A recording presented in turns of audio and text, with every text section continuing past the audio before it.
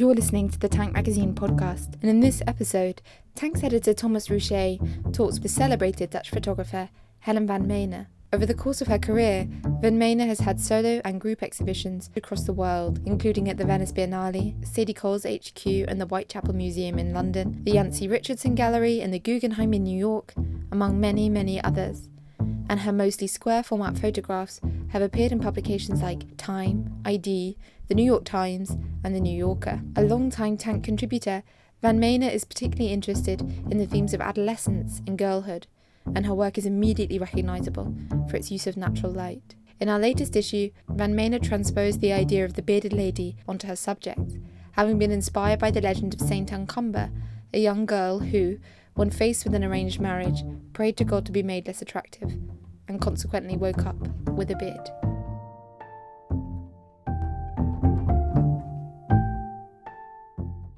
We're obviously so happy to have you on our cover again. I just wanted to start by asking you how you came to photography. I mean, was it always your medium of choice? Well, because I'm a very quick and impatient person, photography is a very good medium to work with. You have very quick result in a way. If you paint or sculpture, it's a different process, and photography is a great process to see quite quickly what you're doing, even though when I work still analog and you can't check your films straight on the spot.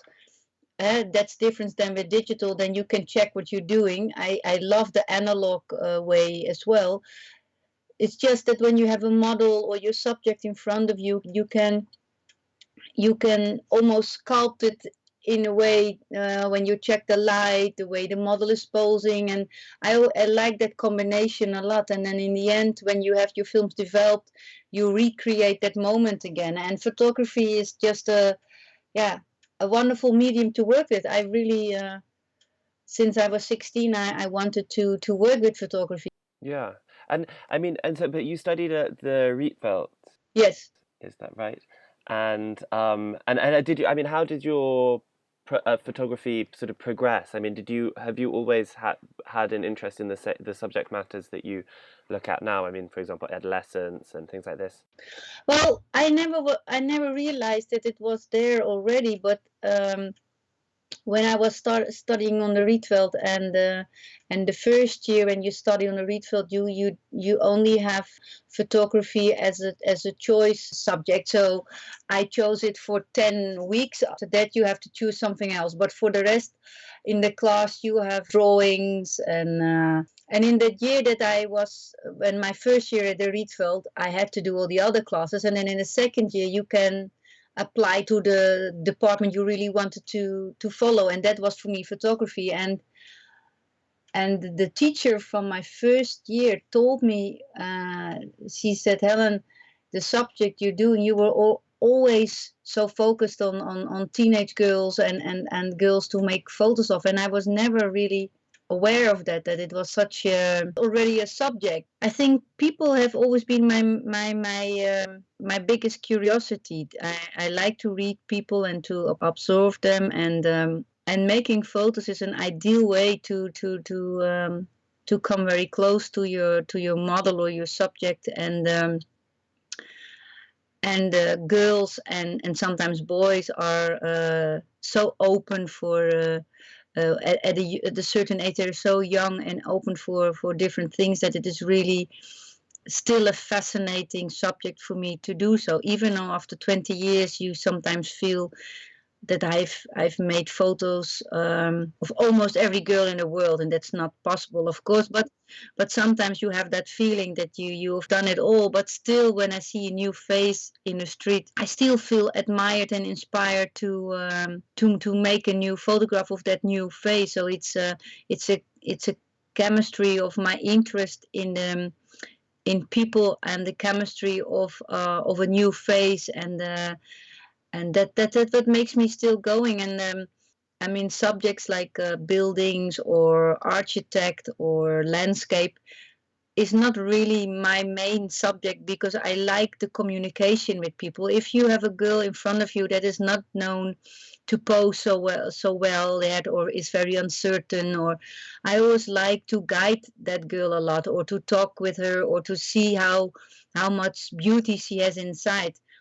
If I make a photo of, for example, an 80-year-old woman who still looks very young, you still see that she is around 80, because her face shows the history of being on this planet for so long.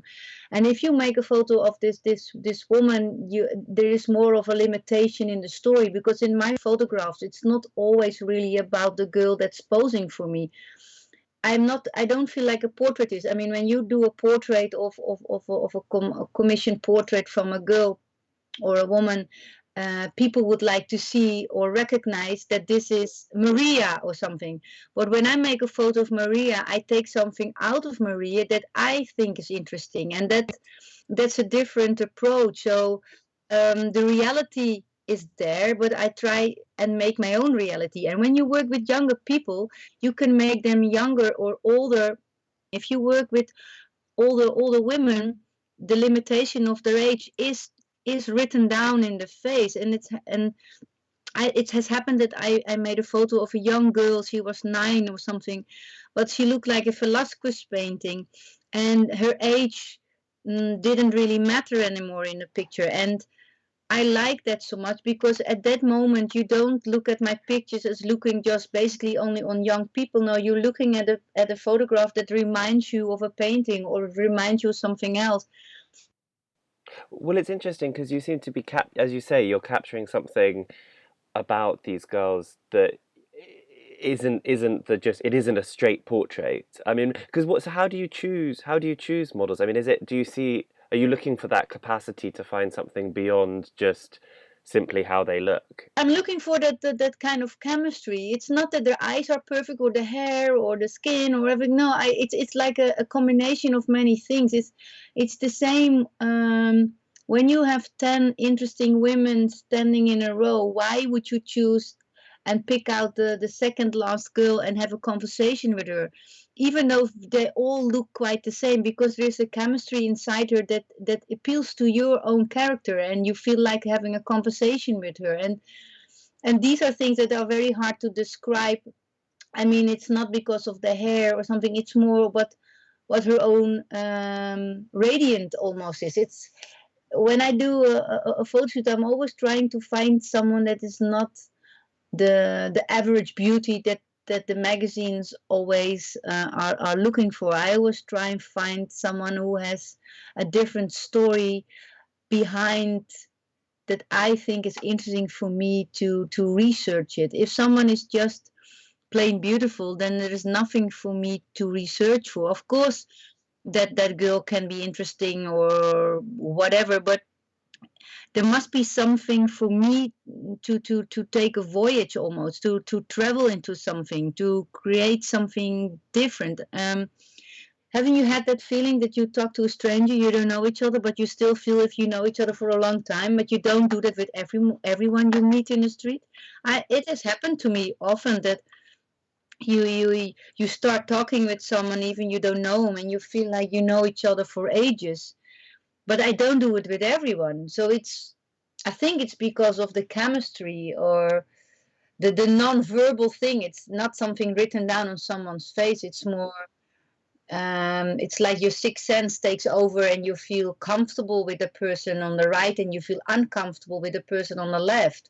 They all look nice, they all look friendly, but why do you to start talking to the person at the right side of you? And I think that's what I'm looking with a girl. Sometimes I want to find something new that I don't know, or One of the things I was interested in is because you obviously your lighting is very, very important to your work, and obviously it kind of something it really feels like each image is capturing a moment. I think partly because of your emphasis on natural light in a way. But how do you approach lighting in terms of your process? so I'm always checking the light, but I always want the light to be as if it's a soft hand that touches you. I feel like that light can really make the best out of you if you choose the right angle of the light. Just the sun there is not enough. You have to find, sometimes before I finally make the photo, it has happened that I have pushed the girl forward, backward, sideways to find the right light on the right spot on her face. Sometimes it can be too harsh on her eyes, and you don't want that. So in that way, I sometimes feel like a sculptor by moving her constantly until I find the right light on her face where it's reflected the most nicely, and that kind of things. And that's just observing what light is doing on skin, on clothes, or on everything. And it is for me a second nature to do so. I don't know how I know to do it, but it's I'm always observing a lot. So I know very well what lights can do. Even if you have the most beautiful subject in front of you, even light can make someone really horrible if the shadows are too strong. So light is a very important quality of a photograph. And even if your subject is not so interesting looking, you can still make a great photo just because of the light. Yeah, it's interesting because obviously, I mean, light is something that's particularly associated with Dutch art in a way. Do you see yourself as being part of a tradition of Dutch artists, painters, photographers who are working with light? Yes, I think so, because I work with daylight. Like painters, if they want to make a portrait of a girl or a boy, they made them close to the window, and then observe what light's doing when the light comes through the window. And that is just exactly how I work with my photography, to observe what light's doing when it comes in. And I think the observing thing takes more time than the actually photo. That's why I love the analog thing so much. Analog demands you to be quiet and slow in a way, because if you have a mid-format film, you only have 12 exposures. In digital, you can make many photos in just a minute or so. The whole process takes more time, and that's why you give the light more time and chance to see if this is really what you're looking for. So light is for me very important. You can break someone or make someone just with light. Your work, I mean, both the work that you've done in for Tang, but also elsewhere. I mean, you seem to work in series, so you did a lot of work with girls with dogs, and then I was interested in obviously the images you just shot for us. I mean, you use lots of beards, and I wanted to ask you about the beards. And is that a new series for you? Is this something that you're going to be exploring more? Sometimes I take a moment for myself to think about new work, and I was sitting on my sofa and having my eyes closed and thinking about it, and then suddenly all these images came in my head of all women with beard. And it came actually that it's about women that are suppressed in a way, and demand and take their own life and their own decisions. It's called Liberata in Italy, and Debaras in France. It's a female saint from a religious imagination whose legend arose in the 14th century, Wilgefortis, disencumbered. She was from a rich background, and she was very a sanctuary woman. She was really close. She wanted to live in a monastery, but her father demanded something else for her, and he forced to marry her to an older and richer salesman, like in the old days, in when was it? Around the 14th century. And she was so upset by it that she couldn't demand her own life. She was praying to God to help her. And then the next day, she woke up with a very long beard. And then her father sentenced her to death because he was so upset that he couldn't get his daughter married to this rich salesman anymore, because it was important for the family, and because she has a beard, the man refused his new wife. And then her father crossed her the way Jesus been the figure of Christ on the cross, because then he said, then you're more close to God again. So he sentenced her to death the same way as Jesus on the cross. And because she was bearded as a man, it intrigued me so much. That does it mean that to be a complete woman we have to have man skills to be more accepted? So this Saint Uncumber sort of is in the position of Christ, but at the same time still a woman. It's a very interesting. So the beard saved her. So what does it mean if we as women want to be taken serious? Do we have to grow a beard literally to be taken serious?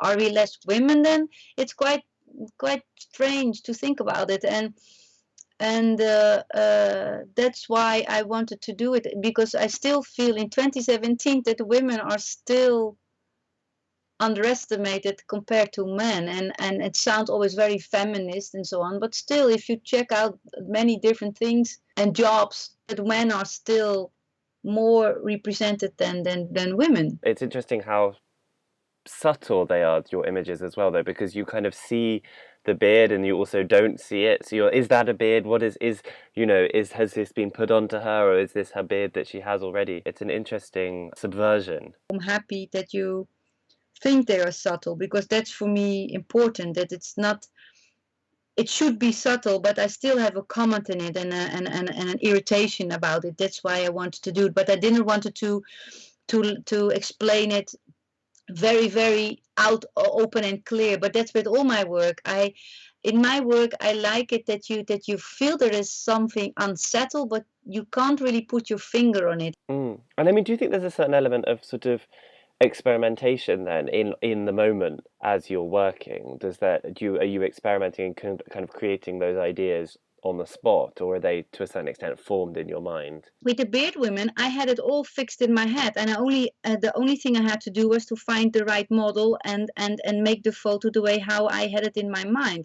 In Istanbul, for instance, I didn't have any models, so there was one night I saw a great girl sitting in a restaurant. So I asked my assistant if she could approach this girl, and it found out they were tourists from America, and that they were happy to come the next day. And it happened that I had the clothes with me, and my assistant, who is from Istanbul, was more there to help me to find great locations. So he said, "Oh, Helen, this old train station that's now abandoned could work for you." So we checked it out, and it had indeed the most beautiful daylight. So I was making photos of this girl, and I missed something. She was great, the light was great, the outfit was great, but I've done this kind of portraits so often that it wasn't a challenge for me anymore. And then suddenly I saw an older man approaching somehow. And before I knew what I did, I asked this man to pose in my picture. And that would have been something I wouldn't have done 10 years ago. But because I felt that I wanted to do something new, I asked this older man that just came in by surprise and he just had his own clothes, and to be part of my photograph. And then 5 minutes later, there was another man coming in, and he actually said, because in Turkey there are the most great subjects or locations you can ever imagine, but most of these locations are abandoned, but there is always a man sitting on a chair and guarding this empty place. I don't know why that is. It's because they don't want strangers coming in, and if you would ask, "Hey, can I make a photo?" then it's not allowed. But it's really sad. You see great location, there's one man protecting that location for whatever reason. I don't know, maybe the salary is so low so they can afford to have someone sitting there all day. But in that train station, the girl and the older man were already in my picture, and then suddenly a second older man came in, and he was one of these protective men, and said to my Turkish assistant that we had to leave because we already there long enough. And he said, "I don't want you to make any more pictures." Why, he didn't explain. We didn't do any harmful, we were just standing there, but for somehow he wanted to make sure that he was the boss or whatever. But what happened was, I found out that he was interesting for my picture as well. So in those 15 minutes that he was saying that we had to leave, I made a few more pictures that he was standing in the back of the picture. The other man was standing a little bit closer to the model. So it got into a very interesting chemistry in my picture, and it just happened by surprise.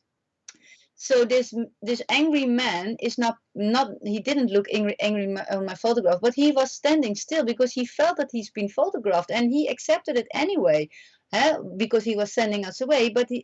And it was not in my hotel room that I was thinking by using all the men in my picture. It just happened because I felt I felt that it wasn't good enough when I was working with a girl alone. And then I was looking in my surrounding, what can I use more to make it more interesting? If you make photos as me for almost 20 years and you've made the most nice or beautiful portraits, then at a certain moment that's not enough anymore. And I think that was the reason that I choose to have this strangers being part of the posing of that girl. Yes, I like to experiment.